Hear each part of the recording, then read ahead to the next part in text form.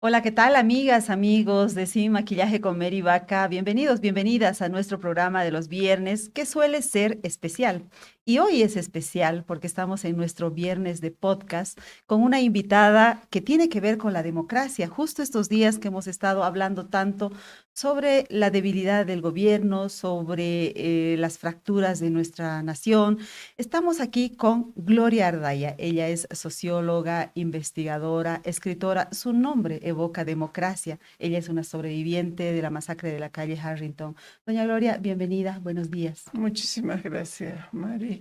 Feliz de estar contigo compartiendo este espacio que creo que llega a mucha gente y en ese sentido, pues, es bueno lanzar algunas ideas que nos permitan reflexionar y debatir el momento que vivimos. Así es un momento bastante difícil, pero lo que me llama la atención es que tenemos muchos momentos difíciles en nuestra Bolivia. Venimos del 2019 y ahora, el 2026, nuevamente estamos con un conflicto tan profundo. Por eso quería preguntarle, usted que es una luchadora por la democracia, ¿qué cree que pasa en las nuevas generaciones? ¿No hay una valoración real de lo que la democracia significa, de lo que costó recuperarla para que la pongamos así en tela de juicio cada vez? Yo creo que ser demócrata es muy complicado.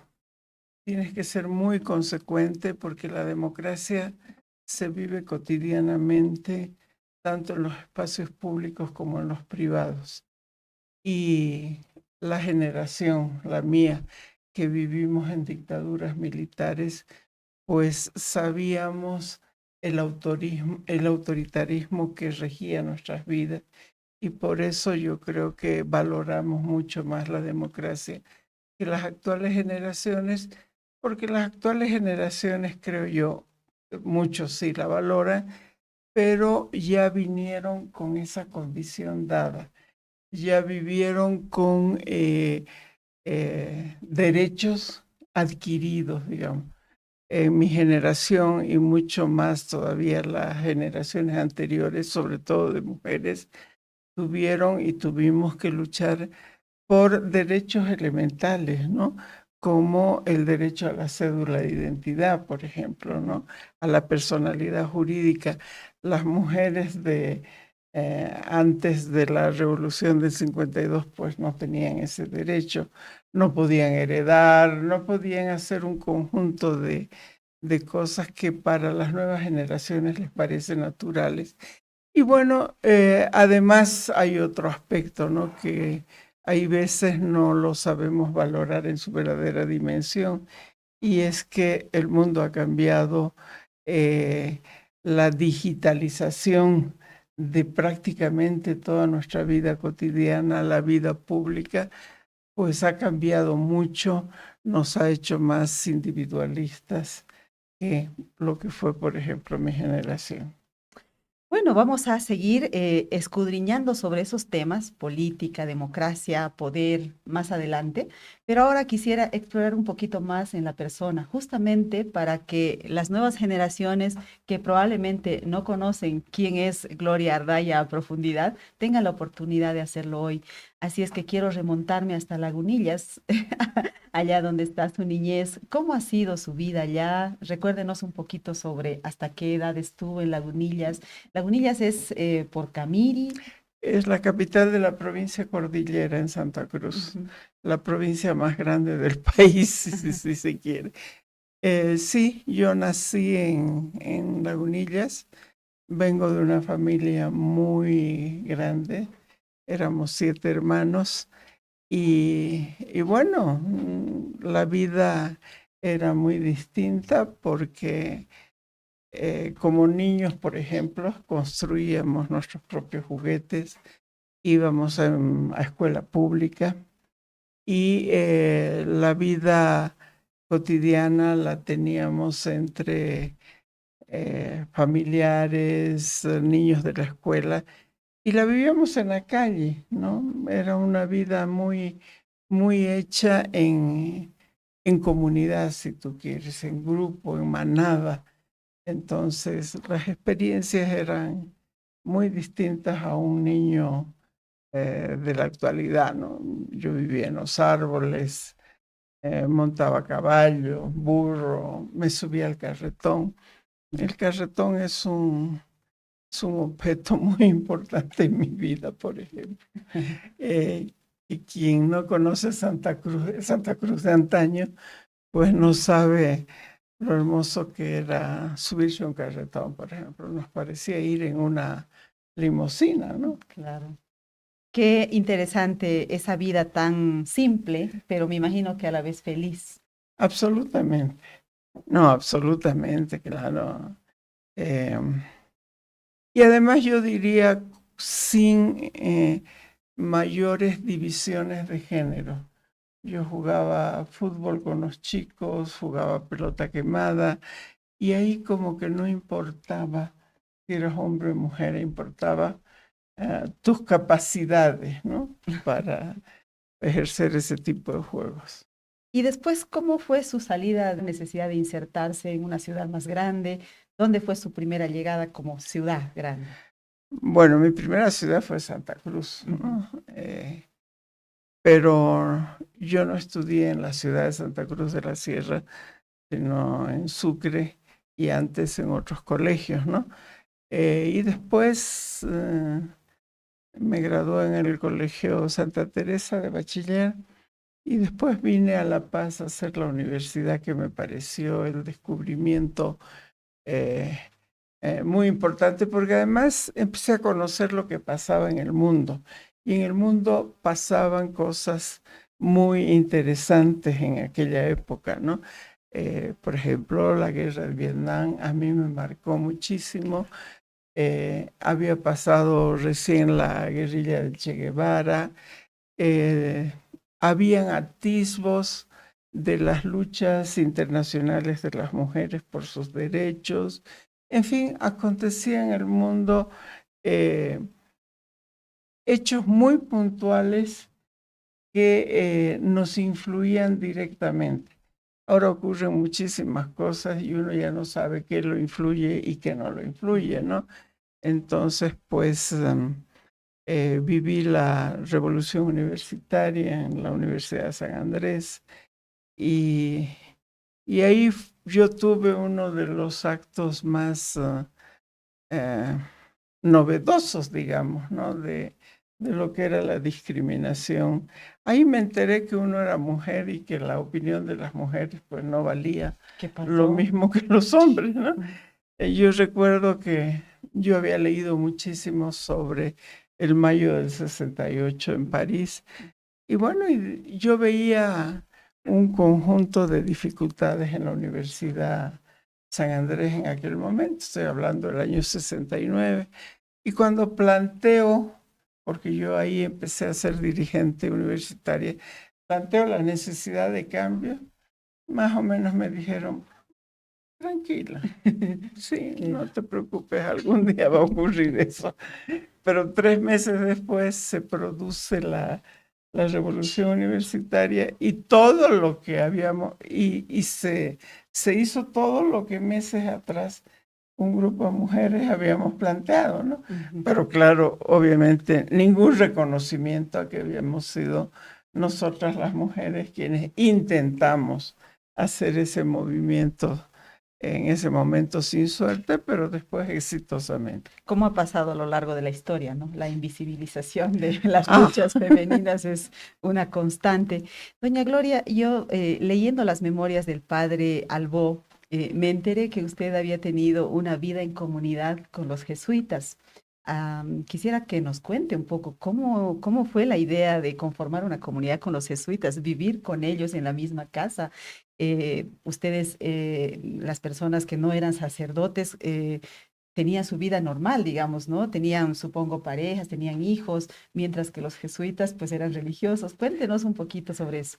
no, por supuesto, entre los hechos internacionales que ocurrían en mi primera juventud, digamos, es que dentro de la Iglesia Católica se habían dado un conjunto de movimientos, ¿no? Había llegado, aunque no lo conocí yo, Juan 23, había ocurrido con el Concilio Vaticano II, y en América Latina también hubo un movimiento por los pobres, ¿no? La mejor expresión en nuestro país fue Néstor Paz, por ejemplo. Entonces, empezamos a reunirnos con estos sacerdotes, Pedro Negre, Luis Espinal, Javier Albó y algunos otros más, José Prats, por ejemplo, y se decidió armar una comunidad y la hicimos en la calle Illampú 733. Recuerdo que vivíamos en un piso, en un segundo piso, y en el primer piso había una fricacería. Entonces tú amanecías con todos los olores del fricacé, ¿no? Perfumados. Perfumado. Entonces vivíamos ahí, tenía Godofredo Sandoval, es otro que estaba ahí. Convivíamos, teníamos espacios individuales y colectivos, digamos, ¿no? Cada uno tenía su pareja, sus hijos, ellos tenían sus propios dormitorios, sus propias actividades. De alguna manera fui testigo de la formación de CIPCA, del Centro de Investigación y Promoción del Campesinado, ¿no? Donde habían grandes debates, ¿no? Yo en ese tiempo estaba terminando mi primera carrera y bueno, trabajaba en docencia desde entonces y bueno, teníamos una vida tranquila hasta que vino el golpe de estado de Banzer. Seguimos viviendo ahí, tuvimos muchísimos encarcelamientos, Lucha Alegre, por ejemplo, el padre de mis hijos que estuvo en la cárcel y así sucesivamente, ¿no? Pero vivíamos la política muy, muy intensamente porque nos enterábamos de todo lo que acontecía en el país, quienes estaban en la cárcel, quienes habían salido al exilio, qué pasaba en el país, por ejemplo, absolutamente informados, ¿no? Y como comunidad ayudábamos a ese movimiento popular que estaba absolutamente reprimido, ¿no? Ayudábamos a salir, por ejemplo, algunos dirigentes políticos por las fronteras de Perú, etcétera, etcétera. Fue una vida muy, muy intensa y al mismo tiempo de mucha religiosidad, ¿no? De mucho compañerismo. Para mí Luis Espinal es un referente central en mi vida. Me imagino qué lujo haber compartido con él en ese centro que ha debido ser un centro de pensamiento, de rebeldía, de activismo también, ¿no? En esas mismas memorias, evidentemente, el padre Albo cuenta cómo Sipka había nacido en un cuartito de ahí, ¿no? Con su letrero, el Sipka, ¿no? Pero bueno, después viene ya el golpe de García Meza en los 80, un poco antes se produce la muerte de Luis Espinal. ¿Qué ha significado ese momento, ese golpe en la vida de Gloria Ardaya? Bueno, nosotros ya vivíamos en otra casa, Me imagino. vivíamos ¿Cuánto en tiempo duró esa vida en comunidad? Los piadosos se llamaban, Los ¿no? Piadosos. No, seguíamos viviendo, pero nos trasladamos a la Avenida Díaz Romero al final. Ujú. Y seguíamos prácticamente los mismos miembros, algunos estaban en el exterior, otros estaban en la cárcel, Oscar Eid, por ejemplo, Hansi H. estaba en Alemania, entonces en ese momento yo era la única que vivía ahí en la comunidad. Y recuerdo muy bien ese sábado 22 de marzo, porque llaman a la casa y preguntan por Luis Espinal. Entonces yo busco, me fijo, ellos vivían en el primer piso, el timbre era zapatear y nadie me responde, entonces yo digo, le respondo al de Radio Fides y Le digo, ya se fue. Me llama a los 15 minutos y me dice la misma persona de Fides, ¿puedo dormir? Entonces yo me quedé paralizada ahí, porque sí sabíamos de las amenazas que había tenido Luis Espinal. Déjeme ver, le digo. Como él era una persona muy ordenada, entonces bajo a su habitación y la única forma de cómo me entero que no había ido a dormir es que toco la ducha a ver si estaba mojada. No. Y no, y le digo, no vino. No, ese rato Javier Albó estaba trabajando en los Yungas, solo estaba Lucho Alegre, entonces fui y más o menos le bajé la puerta. No ha venido Lucho Espinal. Entonces ese minuto fuimos primero a la compañía, ¿no? Era provincial el padre Blayot, recuerdo, y director de la radio Eduardo Pérez.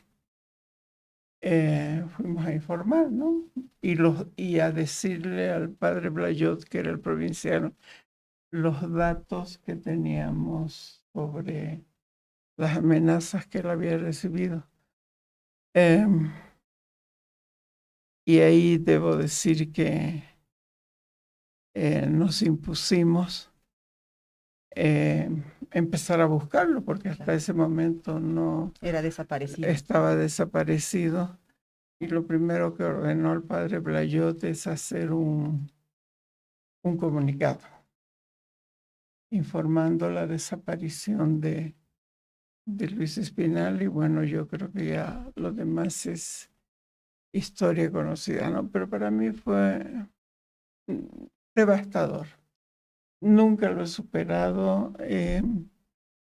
Y para mí Luis Espinal siempre está conmigo. Y yo sostengo que soy un milagro de Luis Espinal que yo siga viva, ¿no? Porque el 15 de enero yo le pedí a él, ¿no es cierto?, que me conserve viva. No, creo que no pensaba tanto en mí, sino en mis hijos, que eran muy pequeñas, ¿no? Y sí, estuve viva. Cuando Javier Albó me decía, necesitamos un milagro para su beatificación, yo le decía, yo soy el milagro. Claro. Y sigo sosteniéndolo, ¿no? Porque Luis Espinal yo creo que dejó una marca muy fuerte en la vida de muchísimas personas.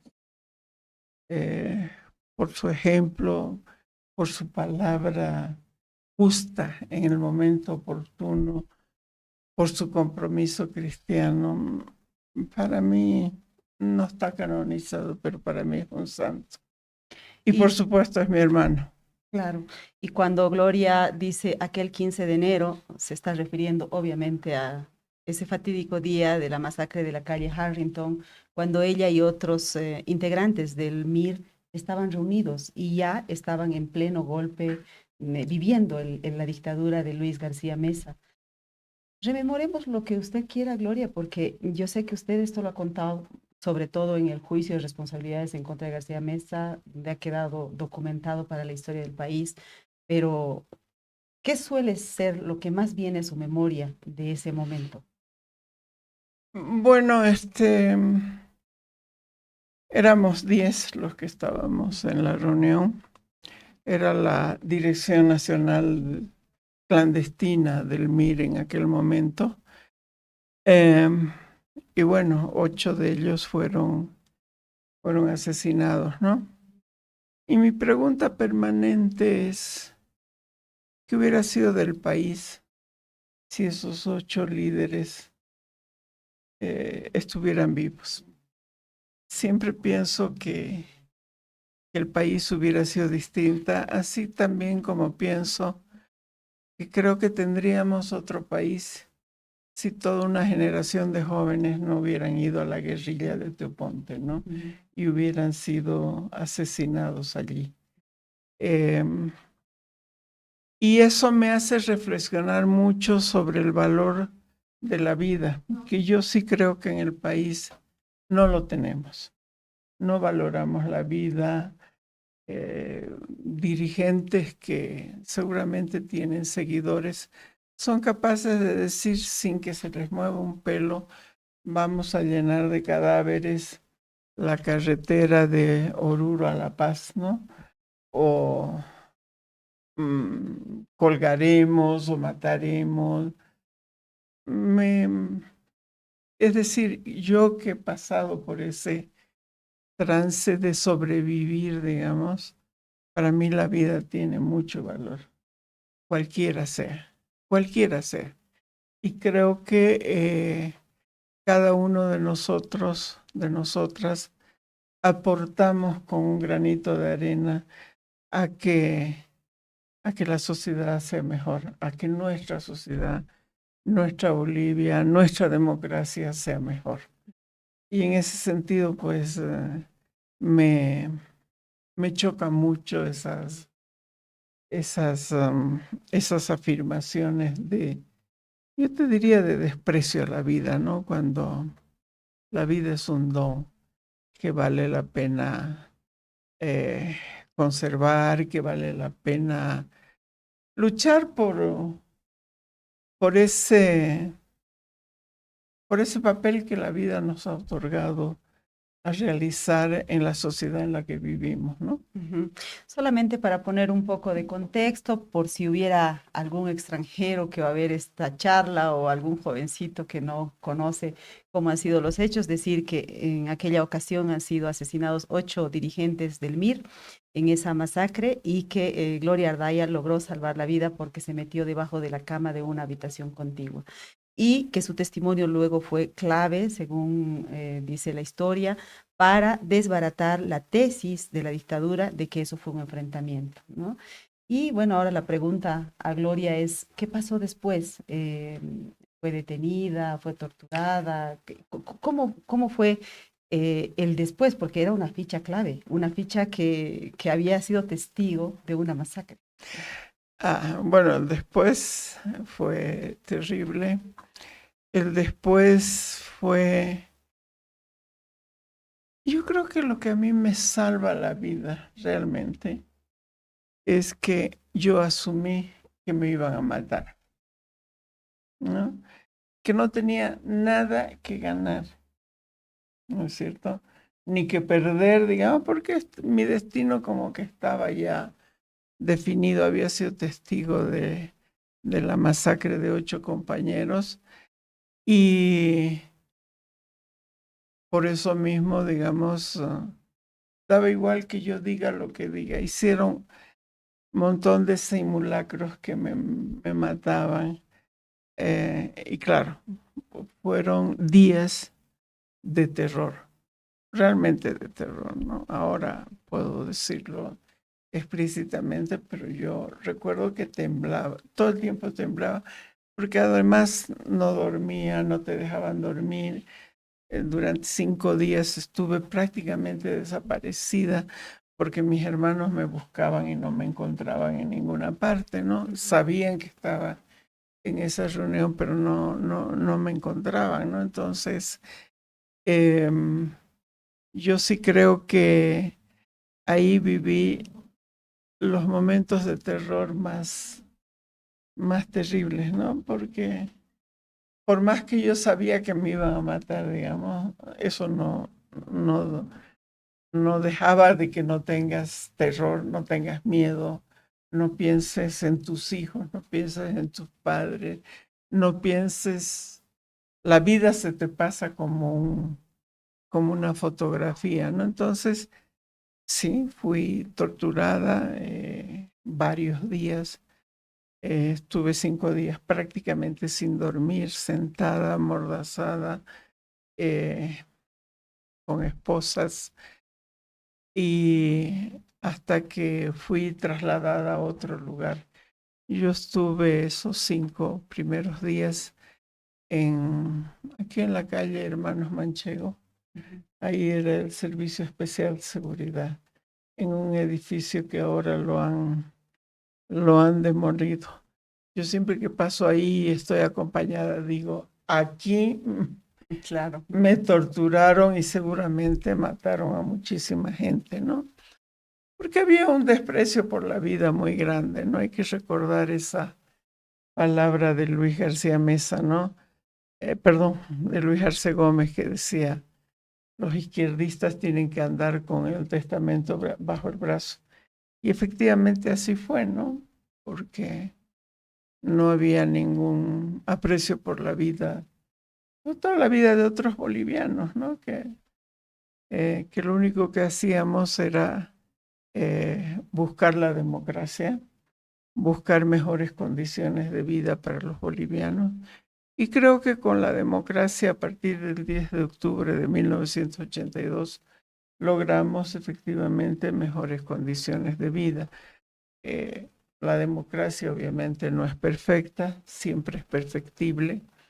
Y también, por supuesto, la democracia puede ir perdiéndose cada día como la hemos perdido en las últimas 2 décadas y media, ¿no? Porque hemos vivido un proceso autoritario muy fuerte donde se conculcaron un montón de derechos, ¿no?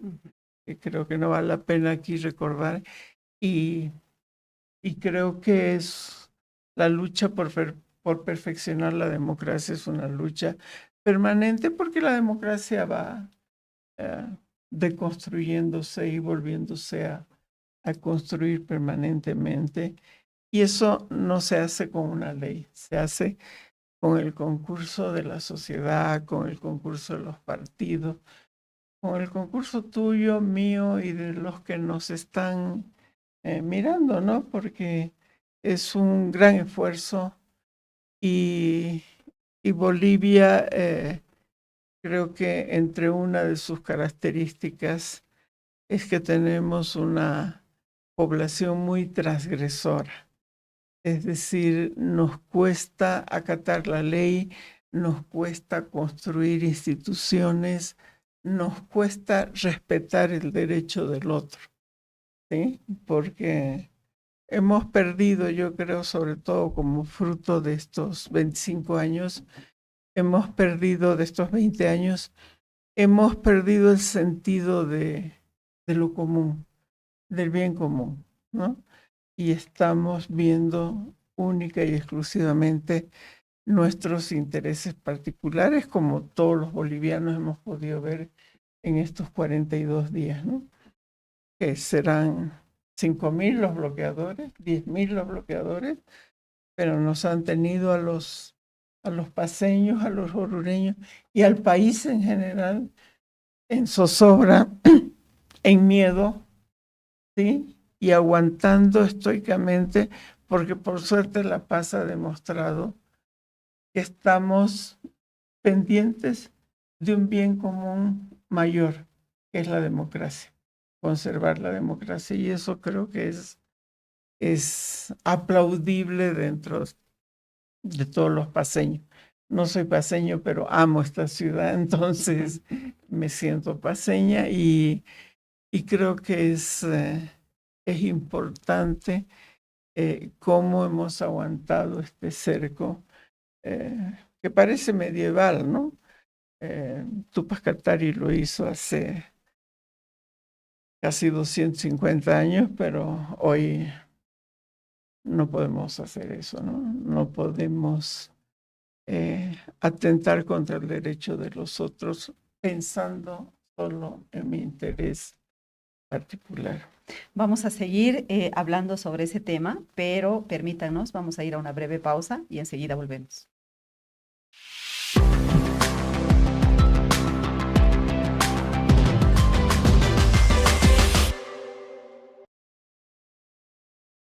Historia de un banco que se hizo grande gracias a su gente. Es la historia de Don Julio, que cada mañana convierte esfuerzo en trabajo. De Teresa, que todos los días apuesta por un mañana mejor. De Juan, que no descansa para que la gente avance. De Doña María, que cocina con las manos y sueña con el corazón. De Pedro y Alicia, que encontraron el lugar donde empieza su historia. Es la historia de Doña Naira, que convirtió constancia en oportunidades. De Ernesto, que sabe que cada semilla es futuro. Es la historia de los que hacen, creen y sueñan. Esta es la historia de un banco que hace 35 años crece junto a su gente. Banco Económico, el banco de nuestra gente. Esta entidad es supervisada por ASFI. Paquetes diseñados para ti, desde 70 invitados en adelante, organización completa y detalles que marca la diferencia. Más información al 715-55-170.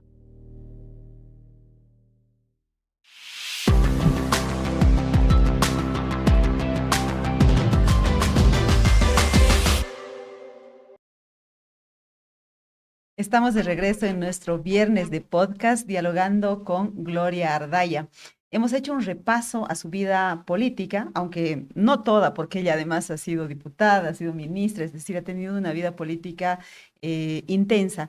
Quisiera hablar un poquito también de su brillante carrera como académica. Ha sido una mujer que ha recorrido muchas universidades dando clases, no solamente primero estudiando y luego dando clases. Un poquito de eso. Yo he estudiado mucho, sí, y sigo. Y sigo estudiando. Cuando he podido, he empezado carreras y las he terminado. Entre otras cosas porque yo necesito un orden, digamos, un marco que me obligue, ¿no? Entonces, porque soy muy desordenada, hago muchísimas cosas y hay veces se me pierden algunas, ¿no? Sí, tengo 5 títulos y un doctorado. Sus profesiones de pregrado, sociología y qué más. Solo sociología, metodología de la investigación y sí, el resto ha sido sociología. Terminé mi doctorado el año 88, cuando estaba embarazada de mi última hija. Defendí la tesis y bueno, siempre me ha gustado mucho la docencia, la investigación. Soy muy curiosa, me encanta el trabajo de campo. Y siempre me están rondando varias hipótesis de trabajo que voy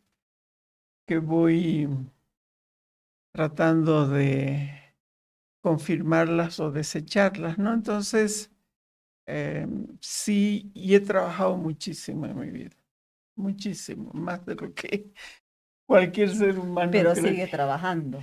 Sí, no, hay veces he tenido 2, 3, 4 trabajos simultáneamente, ¿no? Y sí, me encanta trabajar, porque toda mi vida he disfrutado los trabajos que he hecho. ¿Sí? ¿Qué universidades han sido las que han recibido su aporte académico como docente? Bueno, he trabajado y estudiado en la Universidad Mayor de San Andrés. Estoy jubilada del CIDES. Luego trabajé en la Universidad de Buenos Aires como asistente. Trabajé en la Universidad Católica de Ecuador, en la Flaxo de Ecuador, en la Flaxo acá, Bolivia, y donde los últimos años estoy más establemente, pero al mismo tiempo de manera esporádica, es en la Universidad Complutense de Madrid, ¿no? Donde tengo un pequeño nicho ahí y doy clases, pero fundamentalmente me han me han asignado un rol que es lectora de tesis, ¿no? Qué lindo, desde el carretón de Lagunillas hasta la academia en España, me encanta. Gloria, usted ha mencionado Ecuador muy insistentemente y quiero preguntarle, ¿por qué esa vida entre Ecuador y Bolivia? Porque evidentemente ha tenido una vida básicamente entre los dos países, además de otros viajes, pero su vida básicamente en Ecuador y Bolivia. Menos de lo que parecería, pero sí estoy casada con un ecuatoriano y entonces nos hemos turnado para vivir allá, acá, a veces en España. Viví en Argentina, un primer exilio que tuve muy joven, entonces conservo muchos amigos donde voy y siempre me comunico con ellos, los recuerdo y bueno, mantengo muchas amistades, ¿no? Pero el último tiempo es en España donde más he tenido producción académica, digamos. Tengo varias publicaciones hechas allá. ¿Cómo se lleva la maternidad haciendo política, pero además política en época de dictaduras en Bolivia, viajando tanto? ¿Cuántos hijos tiene, Gloria? Tengo 3 hijos maravillosos, preciosos, lindos. Y 4 nietos. Y ha sido muy complicado porque yo tenía que trabajar, estudiar. Fui madre cuando todavía era estudiante. Trabajar, estudiar, militar. Y mis hijos no se quejan de que he sido mala madre. No, he leído cosas hermosas, sobre todo de Fer, que ha escrito sobre su mamá. Me saqué la lotería, dice en un artículo que ha escrito sobre su mamá Gloria, ¿no? Sí. Hermoso en todo caso, ¿no? Sí, estoy para ellos. Creo que la maternidad es un don que personalmente he vivido con mucha gratificación, con muchísima gratificación. Para mí mis hijos son lo máximo, ¿no? Entonces, estoy mucho con ellos, converso siempre. Y tengo casi que pedir disculpas a la audiencia femenina por haber hecho esta pregunta, porque claro, seguramente no es una pregunta que le haría un hombre, ¿no? Normalmente pasa eso, que por los hijos le preguntamos a la mujer, no al hombre, ¿no? Sí, no, y sobre todo yo he sido madre soltera, ¿no? En los hechos. En los hechos. En los hechos.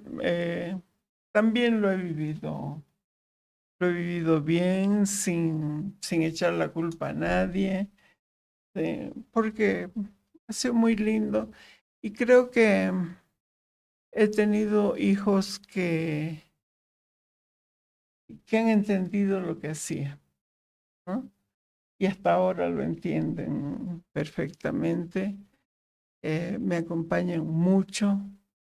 Son muy lindos. Claro que sí. Bueno, vamos a ir a una nueva pausa y enseguida vamos a volver para hablar netamente de democracia y de política. Ahorita venimos.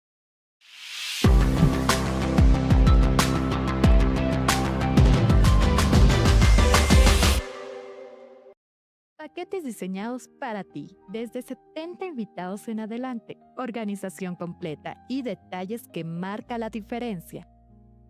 Más información al 715-55-170.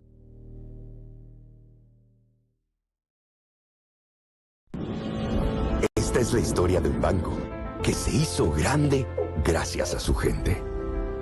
Es la historia de Don Julio, que cada mañana convierte esfuerzo en trabajo. De Teresa, que todos los días apuesta por un mañana mejor. De Juan, que no descansa para que la gente avance. De Doña María, que cocina con las manos y sueña con el corazón. De Pedro y Alicia, que encontraron el lugar donde empieza su historia. Es la historia de Doña Naira, que convirtió constancia en oportunidades. De Ernesto, que sabe que cada semilla es futuro. Es la historia de los que hacen, creen y sueñan. Esta es la historia de un banco que hace 35 años crece junto a su gente. Banco Económico, el banco de nuestra gente. Esta entidad es supervisada por ASFI. Paquetes Estamos de regreso en la última fase de nuestro viernes de podcast para hablar con Gloria Ardaya sobre temas de democracia, sobre el tema de la coyuntura que estamos viviendo también. Y empiezo preguntándole, ¿por qué será tan difícil que los bolivianos nos entendamos? Mucho se habla de estas fracturas, fractura étnica, regional, la de clase. ¿Ahí está la raíz de nuestra confrontación o cuál es la esencia de la confrontación en Bolivia? Yo creo que todas las sociedades son heterogéneas, Mary. No conozco una sociedad donde, digamos, todos seamos absolutamente iguales, racial. Fíjate, España tiene no sé cuántos idiomas. Tú ves en una región rubios de ojos celestes y en otras regiones ves árabes, digamos, ¿no? Pero que han vivido ahí toda su vida. No migrantes. Hay diferencias étnicas, clasistas, de género, etarias, de todo tipo, ¿no? Pero yo creo que son sociedades, estoy hablando de las otras, que hablan de sus diferencias. Las diferencias en otros lugares unen. Aquí esas diferencias nos desunen por esa incapacidad que tenemos de ver al otro como igual, ¿sí? De ver al otro diferente, pero al mismo tiempo igual, porque yo soy diferente a ti, a otros, diferente porque tienes menos años que yo, eres de otra región, etcétera, has estudiado otra cosa, tienes una sola hija, etcétera, etcétera, ¿no? Pero somos iguales, ¿sí? Y eso nos hace crear una cierta hermandad. Y yo creo que lo que nos falta es hablar y construir con todas esas diferencias lo que muchos autores llaman la comunidad política, nuestra comunidad de destino. Es decir, ¿qué queremos de Bolivia? Vamos a seguir cercando, vamos a seguir peleándonos, vamos a seguir incrementando, profundizando esas diferencias, o vamos a ver la riqueza que tenemos. Yo soy Camba, me reconozco como Camba, soy contenta de ser Camba, pero yo del mundo aymara he aprendido muchísimo, muchísimo, y me encanta. Soy una fan, por ejemplo, del Carnaval de Oruro. Yo cada año estoy ahí sentado mirando el Bailando carnaval. de la gradería. Bailando en la gradería, exactamente, ¿no? Pero yo me siento absolutamente identificada, me siento feliz. Como te digo, bailo. Y creo que es la única vez donde les coqueteo a los, porque en eso soy muy seria, les coqueteo a los bailarines. Entonces, pero me siento súper feliz. Oruro me encanta, por ejemplo. Me encanta, he trabajado en Oruro y le encuentro, sus alrededores son espectaculares. Y la riqueza cultural de Oruro no la reconocemos en general, ¿no? Los mayores intelectuales que creo que ha tenido este país, por lo menos en el siglo XX, son orureños. No te imaginas los orureños que están regados por todo el país y el gran aporte que han hecho, ¿no? Entonces, insisto, los pintores, por ejemplo, son espectaculares los orureños. ¿Cómo no vamos a poder sumar, ¿sí?, para engrandecernos, ¿no? Creo que, te insisto, Mari, diferencias hay en todo lugar. Fíjate al lado, quienes nos rodean en Chile. Los mapuches tienen otra cosa, y eso sí que han vivido oprimidos, ¿no? Pero han sabido más o menos, ¿no?, llevar la convivencia. Yo creo que los bolivianos tenemos esa incapacidad. Tal vez esto tiene que ver con que venimos de 2 ciclos políticos en el periodo democrático. En la parte del llamado neoliberalismo, habían pactos, habían comunidades, digamos, pero políticas. No se terminó de integrar al resto de la nación. En cambio, después viene el periodo y el ciclo del MAS y ocurre exactamente, podríamos decir, a la inversa. Una élite política también convierte en élite a los dirigentes sociales, pero se excluye a los otros. Entonces, ¿cuál es la fórmula? Está en los liderazgos, la responsabilidad, para que finalmente logremos esa integración que falta del uno y del otro. Yo creo que vivimos mal la política, ¿no es cierto? Porque vemos al otro como enemigo, ¿sí? Y no como nuestro oponente con el cual podemos discutir, con el cual podemos rediseñar un camino hacia dónde ir, ¿no es cierto? Entonces yo creo que lo que nos falta a los bolivianos es hablar. Y si tú te fijas, Mari, en estos 42 días de acoso que nos han generado un miedo, una incertidumbre muy grande, y creo que tenemos que trabajar eso, porque no es posible que le tengamos miedo al otro, ¿sí? Y creo que es eso lo que han tratado de imponernos, ¿no? Yo creo que tenemos que ver al otro como un igual, con el cual tenemos que Bolivia es impensable sin ese otro, ¿no? Yo creo que ahora, por ejemplo, para los poquísimos separatistas que hay en Santa Cruz, esto ha servido para mostrarles que somos un país indivisible, ¿sí? Porque ellos producen y su mercado está aquí. Claro, nosotros comemos. Nosotros comemos lo que ellos producen y nosotros les damos lo que cuesta, ¿no? Es decir, reciben nuestro dinero. Entonces, yo creo que no son esas diferencias. Y de hecho, si tú te fijas, en esta última asonada que estamos viviendo, no hay reivindicaciones sociales. No. Nadie está pidiendo educación, salud. Las mujeres no están pidiendo igualdad, que yo sigo pidiendo, sí. Por ejemplo, están pidiendo que se vaya el presidente. Y eso es inaceptable en un proceso democrático, ¿sí? Claro. Inaceptable. Por más de las críticas que tú le puedas hacer al presidente, lo elegiste, ¿sí? Espera los 4 años que le faltan y un poco más, y elegirás al que tú decidas.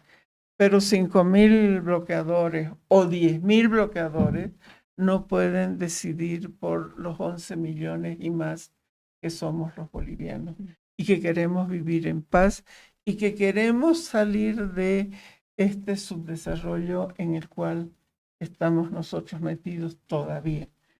A mí siempre me agota ver a veces como los bolivianos seguimos zapateando en el mismo lugar, ¿sí? Y no vamos avanzando, ¿sí? Yo que soy más vieja, digamos, puedo ver cómo los países vecinos, para no ir más allá, han, digamos, avanzado muchísimo más que nosotros, con muchísimos menos recursos, porque nosotros tenemos esta cultura del bloqueo hay una autora alteña que habla de la envidia, ¿no es cierto? De esa envidia por el que tiene algo más que tú. Si quieres algo más que tú, que el otro, consíguelo. Claro. Creo que las oportunidades están así. Y esas oportunidades no las da la democracia. ¿no? Para que podamos, de acuerdo a nuestras capacidades, pues avanzar y llegar mucho más lejos, ¿no? Ojalá podamos entendernos algún día, pero quiero leerle, Gloria, algunos comentarios que estamos recibiendo. Voy a ir del último para arriba. Si no alcanzo a leer todos, les pido disculpas. Mauricio Virreira dice, muy tierna y enriquecedora entrevista. Muchas gracias, Mauricio. María Daniel Balcázar, gracias, María Daniel.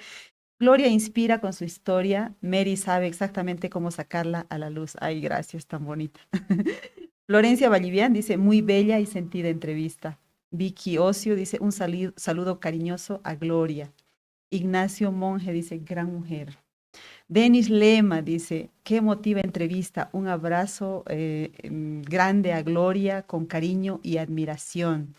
Y también hay comentarios de coyuntura. Gladys Espejo dice, señora Gloria, ¿qué dice de Rodrigo Paz? ¿Por qué no actúa frente a los dirigentes corruptos? ¿Por qué los sindicatos y la COP no reconocen a esos líderes políticos, incluyendo al padre Luis Espinal? Dice, por ejemplo, ¿no? O sea, los revolucionarios de ahora, entre comillas, porque se llaman revolucionarios, no se parecen en nada a los revolucionarios de aquella época, ¿no, Gloria? Ni siquiera son demócratas. Exacto. ¿Sí? Porque yo sostengo que el 2005 hubieron unas elecciones que permitieron subir a un movimiento autodenominado de izquierda, pero nunca fueron de izquierda. Usaron a la democracia de manera instrumental para perpetuarse en el poder a través de las elecciones. Pero de demócrata, yo le meto nomás, no es para nada demócrata, ¿no? El ser pedófilo es atentar contra el derecho de los niños, ¿no? Y así sucesivamente. Por suerte hay algunos en la cárcel ahora. Ojalá puedan seguir ahí donde les corresponde y que purguen sus atentados contra los derechos, ¿no?, de los bolivianos. Gloria, usted a lo largo de su vida y bueno, ya para ir como redondeando la entrevista, ha recibido muchos reconocimientos, digamos, medallas, todo eso. Ha recibido también el cariño de la gente, pero por ejemplo, sé que hay toda una lucha de de las víctimas de las dictaduras que piden que el Estado les reconozca además económicamente. ¿Qué opina usted sobre eso? Sí, yo he recibido muchos reconocimientos, estoy feliz por ella, no me voy a hacer acá la muy humilde, digamos, aunque sí lo soy. Pero yo sí creo que ha habido gente que las ha pasado muy duras, las ha pasado peor que yo, porque además creo que yo soy una bestia. En el buen sentido En el de buen la sentido de palabra. la palabra. Creo que sí, merecen ese resarcimiento. A mí me lo ofrecieron, pero yo siempre he sostenido que yo no soy una víctima. Me ha costado muchísimo no ser víctima y le he dedicado mucho esfuerzo a eso, porque si yo estaba en Ajarrintón ese 15 de enero es porque era parte de una trayectoria que yo había venido construyendo en la militancia, en la dirección partidaria, y en ese momento era mi obligación estar ahí y hacer lo que hice antes, durante y después, porque yo no he dejado la política, no he dejado de ser una luchadora por la democracia y porque la democracia mejore, sea cada vez mejor, porque es mejorable además. Y sobre todo, yo insisto muchísimo en la vigencia de la política, que no nos dejemos, arrebatar por esta enorme caos democrático que estamos viviendo, por esta descomposición social tan fuerte que estamos viviendo y de esa descomposición, de ese fondo, saquemos, ¿no es cierto?, esos bienes mayores que son, primero, la democracia y, en segundo lugar, la política. Creo que es importante que cada día, cada momento, nosotros hagamos política. Y sobre todo los jóvenes, que se involucren cada vez más, jóvenes, hombres y mujeres, que se involucren en la construcción de lo que queremos para Bolivia. Y desde el lugar donde estamos, porque no necesitamos ser ministros, no necesitamos estar en el Congreso o en algún... Desde donde estamos, hacer política. Yo creo que tú haces política todos los días, lo cual... Pero no partidaria. Esa es la diferencia. Claro, la política la haces... El partido es un espacio vital para la democracia, digamos, ¿no? Y que porque es necesario, además, están organizados y creo que la política es pactar, reflexionar, unirte, hacer... ser cada día más plural. La democracia es pluralidad. Y creo que ahí entramos todos. Y siendo demócratas, pues incorporamos a todos los rincones de nuestra patria e incorporamos a todos los hombres y mujeres estantes y habitantes de nuestro país. ¡Wow! ¿Cuántas lecciones nos ha dejado hoy día Gloria Ardaya? Lecciones de vida, lecciones de democracia, lecciones de política. Gloria, muchísimas gracias por haber estado en el Viernes de Podcast. A ti, Mari querida, muy lindo tus programas y espero que sigas adelante. Así es, vamos a seguirle metiendo. Gracias, amigas, amigos de Sin Maquillaje con Mary Vaca, por habernos seguido un día más. Esperamos que este fin de semana finalmente este conflicto desinfle. Parece que hay una lucecita al final del túnel. Vamos a estar pendientes de que eso suceda. Enseguida viene Brújula Streaming con Raúl Peñaranda y Diego Ayo. No se pierdan, sigan en nuestros canales. Agradezco también, por supuesto, al equipo técnico que nos acompaña cada día. César González, Anabel Vaca, Cristian Ponce. Gracias. Nos vemos el lunes. Chao, chao.